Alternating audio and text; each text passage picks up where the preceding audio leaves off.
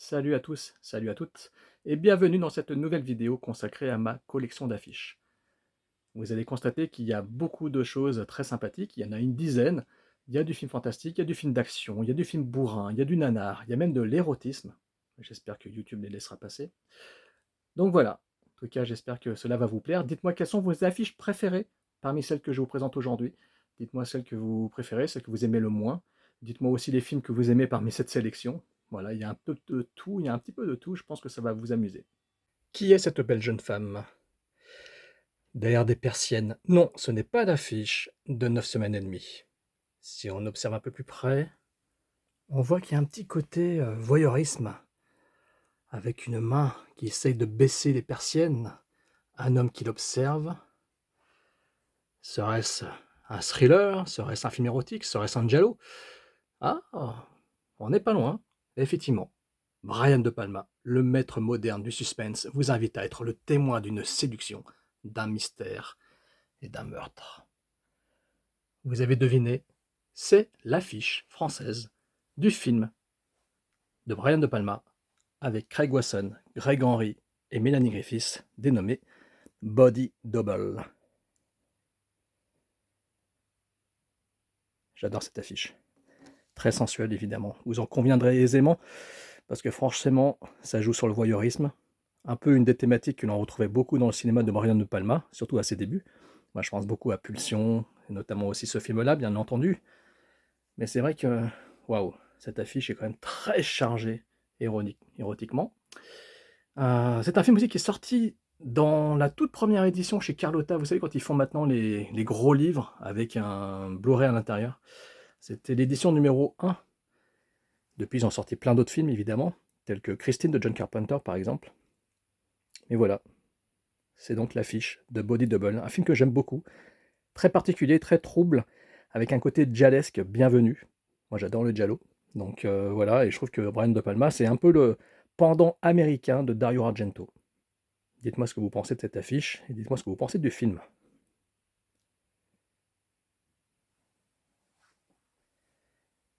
Et allons rejoindre cette main. Deux personnes enchaînées. Serait-ce Richard Gere et Kim Basinger dans le film Sans Pitié? Non. Serait-ce Sidney Poitier et Tony Curtis dans le film La Chaîne? Non plus, c'est loupé. Non, non, c'est Papy Bronson, le bon vieux Charles Bronson, et Kathleen Killwright, dans un de ses tout premiers rôles à l'écran. Tous les deux enchaînés, face à une grande menace. Un film de Jack Lee Thompson. Il s'agit de l'affiche française du film La loi de Murphy's Law de Jack Lee Thompson. Le film donne le ton. Film d'action, bien évidemment. On est dans la grande période de la canon, mais c'est un petit peu le haut du panier. Parce que franchement, ce film est très sympa, parce que dedans, le brave flic Charles Bronson est enchaîné à Kathleen Killwright, qui est une petite voyou, et elle a un langage tellement fleuri que le film est à mourir de rire en VF. C'est plein de punchlines. Franchement, c'est un film plutôt réjouissant, je trouve. Je sais pas si vous l'avez vu. Voilà, c'est pas un chef-d'œuvre du cinéma, évidemment, c'est Jack Lee Thompson, c'est pas un grand génie, mais il a quand même, bon, Jack Lee Thompson, c'est quand même le mec qui a fait Les Nerfs à vif première version, hein, on va pas l'oublier. Mais voilà, c'est un film que j'aime bien, en ce qui concerne La Loi de Murphy, je l'aime bien ce film, je trouve ça assez réjouissant, assez sympa, assez fun. Voilà, c'est plutôt cool. Et puis j'adore cette affiche. Voilà, la grande époque des années 80, affiche illustrée, avec l'hélicoptère, le héros et la jeune fille enchaînés, et puis la tagline. Depuis des années, Murphy le flic n'en fait qu'à sa tête, et aujourd'hui, sa tête est mise à prix. Voilà, belle illustration, avec en détail des flics surarmés, et notre ami Bronson qui prend la fuite. Voilà, est-ce que ça a une résonance aujourd'hui avec ce qui se passe aux États-Unis, avec les monstrueux drames qui se déroulent sur le territoire américain depuis l'avènement du fou furieux qu'ils ont comme président? Ma foi, on pourrait le penser. Qui a oublié son rouge à lèvres? Un bon vieux rouge à lèvres bien chic, et même kitsch, puisque le chic rime avec kitsch, surtout dans les années 80. Un stylo en or, une montre, un petit bracelet, un collier, une bague. Pour un film qui apparemment était interdit au moins de 18 ans. Il s'agit d'un film qui est adapté d'un roman de Joy Loret, un film de Serge Bergon, donc nous sommes dans un film français, avec une actrice qui s'appelle Claudia Hudi. C'est l'affiche du film Joy, film érotique, sorti dans les années 80. Et je ne vous cache pas que cette affiche a marqué mon adolescence. Voilà, j'ai jamais vu le film, mais pour être honnête, cette affiche m'a beaucoup marqué les esprits. Ouais, je peux vous dire que ce visuel, forcément, est très sympathique et croyez-moi, quand vous êtes ado, ce genre d'affiche, ce genre de poster, pour peu qu'on apprécie, les jolies femmes, il faut avouer que ce genre de poster marque vraiment la rétine. J'adore cette affiche, elle est pleine de sensualité. Il y a un côté un peu érotique chic, pour faire un peu le balancier avec le porno chic. Mais voilà, j'aime bien la composition, le cadre, avec la photo de cette belle jeune femme, les petits accessoires, pour sa beauté et cetera. Je trouve ça assez sympa. Voilà, je connais pas le bouquin, je connais pas le film, je les ai jamais vus, ni lus. Je connais juste le potentiel, voilà, on va dire kitsch ou le potentiel érotique du métrage. Ce serait cool qu'un jour un éditeur, sorte ces films qui ont marqué l'époque, qui ont marqué les années 80, tels que celui-ci, tels que sa suite aussi, ou tels que Dortoir des Grandes, par exemple. Un petit oiseau en cage, une cage un peu old school. De quoi s'agit-il? Tout simplement de l'affiche du film français Joy et Joanne, la suite du film Joy, toujours adapté du roman de Joy Loret, cette fois-ci avec Brigitte Lahaie et Isabelle Solar. Un film réalisé par Jacques Sorel, évidemment interdit aux moins de 18 ans. On est dans le pur film érotique des années 80. D'ailleurs, on ne va pas se tromper, on a la pleine beauté en pleine poire de ces deux jeunes femmes. Donc Isabelle Solar et Brigitte Lahaie. Alors je vous avoue, autant Brigitte Lahaie évidemment, nous savons tous qui elle est, mais Isabelle Solar, ça ne me parle pas du tout. Donc évidemment, c'est encore un film avec un fort potentiel érotique, qui mériterait peut-être aussi d'être édité en vidéo, ça serait cool d'y penser à un de ces quatre. Une affiche plutôt classe, plutôt belle, dont l'auteur est Monsieur Landy, qui est disparu récemment, il est décédé récemment, donc regrets éternels à Monsieur Landy, un des affichistes qui est décédé ces derniers mois. J'adore la photo, j'adore la composition, voilà. Elle est différente de celle du premier film que l'on a vu juste avant, mais j'aime bien, c'est quand même assez chic, c'est assez sympa, c'est assez beau, il y a du travail, une belle composition. Il n'y a pas le fauteuil en osier d'Emmanuel, mais il y a une cage à oiseaux. Par contre, si quelqu'un d'entre vous peut me dire sur quoi elles sont assises, c'est une chaise, c'est très bizarre. J'arrive pas à bien comprendre sur quoi elle est, mais sur quoi elles sont, pardon, mais c'est vrai que c'est très particulier. On essaie de nous faire croire que le personnage dessiné sur cette affiche, de grand méchant, c'est Christopher Walken, avec sa cravate au vent et sa mitraillette. C'est le méchant d'un James Bond movie. Vous avez deviné lequel? Le dernier avec Roger Moore, Dangereusement Vôtre, avec Grace Jones et Tanya Roberts. Et Dolph Lundgren aussi, si je ne m'abuse, dans les rôles secondaires. Voilà, c'est l'affiche française, donc, de Dangereusement Vôtre. Il y avait aussi Patrick Macnee dans ce métrage, très sympathique. Pas le plus rythmé des films de John Glenn consacrés à la saga, à la franchise de James Bond, mais bon, on va pas lui en vouloir, ils commençaient tous un petit peu à vieillir, surtout Roger Moore, qui n'est plus tellement crédible, surtout face à la sculpturale et athlétique Grace Jones, dans le rôle de Mayday, si je me rappelle bien. Puis on a toujours évidemment du mal un peu à imaginer que Roger Moore arrive à emballer, même au sauver d'un pont, la belle Tanya Roberts, la regrettée Tanya Roberts. J'adore cette affiche. Honnêtement, elle est vraiment stylée. J'aime bien la pose de Roger Moore dans ce métrage, enfin sur cette affiche. J'adore comment il se tient avec son flingue à la main, comme ça, son fameux Walter PPK. J'aime beaucoup sa pose. Très droite, très digne, avec son arme à la main. Puis j'aime beaucoup aussi la pose, évidemment, de la sculpture Grace Jones, qui est quand même plus sympathique dans ce métrage-là que quand elle fait les vampires dans Vamp, par exemple. Voilà. Je trouve que c'est quand même assez stylé, c'est assez cool. C'est marrant de les voir autant mis en avant sur l'affiche, alors que le grand méchant du métrage, finalement, c'est quand même Christopher Walken. Puis ça, je crois, de mémoire, c'est un petit peu la scène culte finale du métrage. Métrage qui, on le reconnaît, bon, manque un petit peu de rythme, ça commence un petit peu à s'essouffler, Roger Moore est vieillissant. Il n'a plus vraiment l'âge de faire des cabrioles dans tous les sens. Mais bon, voilà, il mise plus sur l'humour, c'est normal, ça le fait encore, on s'amuse, même si c'est dangereusement long. Et voilà, très belle affiche française donc pour ce métrage, Dangereusement Vôtre, avec Roger Moore.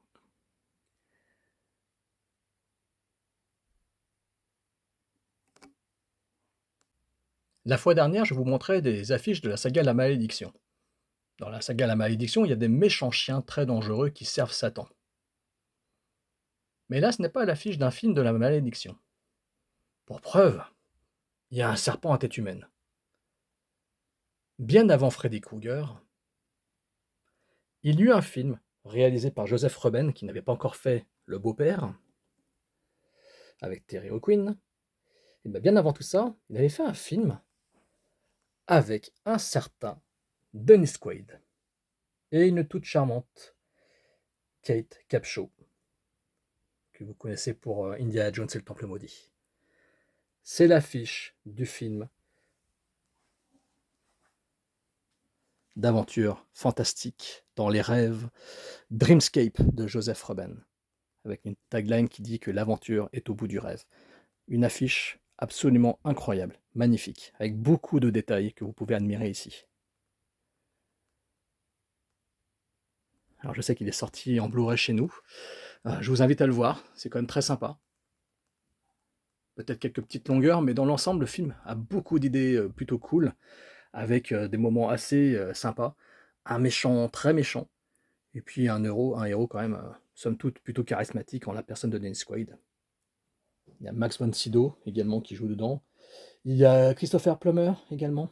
Et puis le méchant, c'est David Patrick Kelly, qui a ah ouais, on peut dire que c'est quand même un abonné au rôle de méchant, ce gars-là, mais bon, ça fait toujours plaisir de le voir jouer des bad guys, puisqu'il sait très très bien le faire. Alors j'aime bien cette affiche parce qu'elle a un petit côté Indiana Jones, Goonies, ce petit côté film d'aventure. Alors que c'est un film quand même qui est, on va dire, plus fantastique qu'aventure. Voilà, dites-moi ce que vous pensez de cette affiche, moi je la trouve incroyable. Les affiches de cinéma, quand on en fait la collection, il faut savoir que ça coûte un bras. Ça coûte cher. Des fois, il y a des bonnes surprises, et on garde en fait, les vendeurs comme vendeurs privilégiés sur les réseaux sociaux. Et parfois, on a des surprises au niveau des prix. Parce qu'il y a un petit défaut, comme ici, là où vous voyez qu'il y a une trace de tampon. Parce que cette affiche de cinéma que je vais vous montrer coûte aujourd'hui un bras. Il s'agit bien évidemment de l'affiche d'un film culte de Steven Spielberg. C'est l'affiche du film Indiana Jones et la dernière croisade. Affiche fabuleuse, affiche magnifique. Vous en conviendrez aussi, encore une fois. On retrouve Sean Connery, on retrouve Harrison Ford, et tout le reste du casting, évidemment. Tout aussi génial. Denholm Elliott, John Rhys-Davies, Julian Glover, Alison Doody. Voilà, c'est vraiment un des meilleurs Indiana Jones. Ce sont les 3 premiers, ce sont de purs chefs-d'œuvre. On ne va pas se mentir, on ne va pas se gâcher la fête. Superbe illustration, toujours de ce bon vieux Drew Struzan. Décidément, un des plus grands artistes. Il a été un des plus grands affichistes de tous les temps.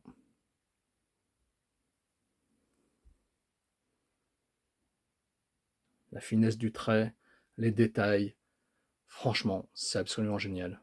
Puis cette tagline aussi, il est de retour, et cette fois-ci avec son père. Alors moi, pour être honnête, j'ai un souvenir de projection en salle de ce film. Je suis allé le voir avec ma sœur, ma grande sœur et mon père. Mon père au cinéma, il est très bon public. C'est-à-dire qu'en fait, en gros, vous n'entendez que lui. Quand il se marre dans la salle, on n'entend que lui, en fait. En bon vieux savoyard, mon papa, quand il se marre devant au cinéma, il oublie qu'il n'est pas dans son salon. Et je peux vous dire que là, il a tellement rigolé devant le film que des gens l'ont engueulé pendant la séance. Voilà, grand souvenir. Bon, on a récidivé quelques années plus tard avec Mars Attacks de Tim Burton. Ça, je m'en rappelle encore avec ma frangine et mon père. On n'arrêtait pas de faire des cons dans la salle, et je peux vous dire que le film nous faisait tellement marrer. Je crois que c'était pas au goût de tout le monde. Peut-être que moi aussi aujourd'hui je serais du genre à râler après les gens qui se marrent, mais bon, je sais pas. Peut-être pas. Mais voilà, cette fabuleuse affiche d'Indiana Jones et la dernière croisade. Et ça restera pour moi, donc comme je vous l'ai dit, un souvenir de projection en salle, forcément culte. Encore un exemple d'affiche qui aurait pu coûter un bras, mais comme il y a une inscription de Visa sur l'affiche, elle ne m'est pas revenue trop cher, fort heureusement. Affiche culte, lui on le reconnaît, c'est Dennis Dunn. Malheureusement, Kurt Russell, on le reconnaît moins. C'est bien évidemment l'affiche du film culte, la film, le film fétiche préféré de Mr. Paradise, Rémi himself qui a même consacré un bouquin à ce film, avec le méchant mandarin que voilà, la belle Kim Cattrall, les vilains très dangereux du métrage, beaucoup d'aventures, beaucoup de mystères. C'est le film maudit de John Carpenter, Les aventures de Jack Burton dans les griffes du mandarin, l'affiche française de Big Trouble in Little China. Voilà, c'est un film que j'adore, que j'ai rincé en VHS quand j'étais gamin. C'est un film que j'aime vraiment beaucoup, avec beaucoup d'humour, beaucoup d'action. Véritable hommage au cinéma made in HK, bien avant Matrix et compagnie. Voilà, on retrouve quand même un film plein d'humour, tout ça grâce à Mr. Kurt Russell qui est absolument génial dans le métrage. Son acolyte finalement qui est plutôt le héros du film, qui est celui qui fait tout, et Kurt Russell qui rate tout. Mais voilà, c'est un film plein d'aventures, plein d'effets spéciaux, plein d'action. C'est un film franchement réjouissant, un feel-good movie total, on s'amuse beaucoup devant ce métrage. Je ne vais pas vous faire un petit peu la leçon, surtout que Mr. Paradise a fait un livre sur ce film, que je vous conseille d'aller commander si vous ne l'avez pas encore fait. Il est disponible sur sa chaîne YouTube, je pense, vous pouvez le contacter. Et voilà, ça c'est l'affiche donc des aventures de Jack Burton dans les griffes du mandarin. Big Trouble in Little China. Non, il ne s'agit pas de l'affiche de Avatar 5. Il s'agit d'un autre film en relief, dans les années 80, le troisième volet d'une franchise à succès encore. Il s'agit de l'affiche de Jaws 3 de Joe Elves, Les Dents de la Mer 3. J'adore cette affiche. J'adore le fait qu'il y ait, voilà, les personnages mis au premier plan comme ça, avec l'impression de profondeur, le titre, vous voyez, qui vient vers le spectateur, vers celui qui regarde les fiches, avec le requin qui se jette sur nous. D'ailleurs, ça me fait penser à ce qui se passe dans Retour vers le futur 2, quand Marty se retrouve face à un énième segment de Jaws avec le requin qui se jette sur lui. C'est un film que j'affectionne beaucoup. Quand j'étais ado, j'adorais ce métrage. Je trouvais le film cool, ça se passe dans un parc aquatique, il y a de l'aventure, de l'action, il y a un peu d'horreur. Vraiment, c'est un film que j'adorais. Je préférais même presque au deuxième, pour vous dire. Voilà, aujourd'hui, je sais que beaucoup le décrivent, peu apprécient ce métrage. Ça reste encore un film que je trouve sympa. Moi, il y a des choses que j'aime dedans.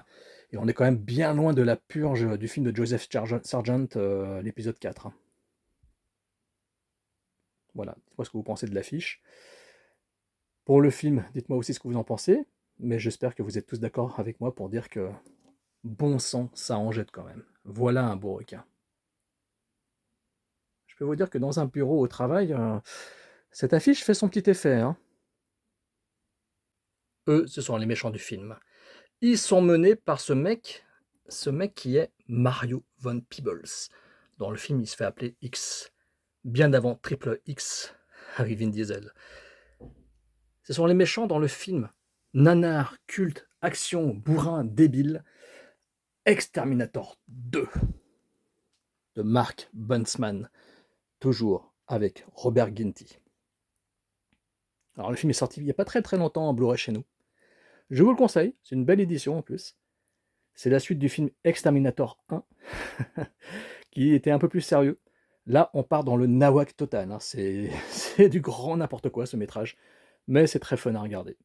La première fois que je l'ai vu, je vous avoue, j'avais détesté. Hein. J'avais trouvé ça d'un ridicule total. Aujourd'hui, je sais pas. Est-ce que c'est le fait que maintenant on apprécie mieux les nanars? Je vous avoue que Exterminator 2, je trouve ça très fun à regarder. Mais un petit peu aussi parce que Mario Van Peebles est en roue libre total. Puis voilà, on va pas se mentir, c'est quand même putain de stylé, quoi. quand on regarde un peu, le pyromaniaque, en action avec, le véhicule derrière en mode Mad Max, on se dit: «Mais qu'est-ce qu'on va regarder là? Qu'est-ce qu'on va voir? C'est un post-apo? C'est quoi?» Ah non, pas du tout, c'est un pur, revenge movie, bien bourrin à la Charles Bronson, avec un mec qui tue des vilains avec un lance-flamme. Voilà, cette affiche française est absolument incroyable. Dites-moi ce que vous en pensez. Le film, je m'en doute, hein, on n'est pas très nombreux à l'apprécier à sa juste valeur, je le sais. On va pas se faire des grands discours là-dessus, mais voilà, voilà une affiche quand même qui est belle. Je vous laisse l'apprécier. Voilà, je vous remercie encore une fois d'avoir été présent jusqu'au bout pour cette vidéo. J'espère qu'elle vous aura plu. Je sais que c'est particulier, mes vidéos sur les affiches de films, on m'a déjà fait la remarque, c'est quand même une certaine niche, mais c'est juste que je me dis: «J'ai une belle collection, j'en ai presque 800 chez moi, j'ai de belles pièces, j'ai quand même de belles choses» et ça m'ennuie de ne pas pouvoir, les présenter au public. Parce qu'évidemment, faire une exposition d'affiches de cinéma, vous imaginez un peu la place qu'il faudrait. Il faudrait plusieurs châteaux, je pense, pour les exposer. Donc voilà, c'est pour ça que je me permets de faire ces vidéos. Je vous cache pas que je sais qu'elles fonctionnent moins que les unboxings que tout le monde attend. Mais voilà, je veux quand même aussi vous présenter, cette partie de collection qui intéresse une certaine niche de collectionneurs dont je fais partie. Mais voilà, donc n'hésitez pas à me laisser des commentaires aussi sur, ce que vous aimez comme affiche. Voilà, dites-moi celle que vous préférez, comme affiche française que je vous ai présentée là. Dites-moi aussi quels sont les films que vous préférez également. N'hésitez pas à laisser des commentaires, ça me fait toujours plaisir, de vous lire et je vous remercie pour le soutien. Je vous remercie pour les pouces en l'air et je vous dis à tout bientôt pour une prochaine vidéo spéciale affiche de cinéma.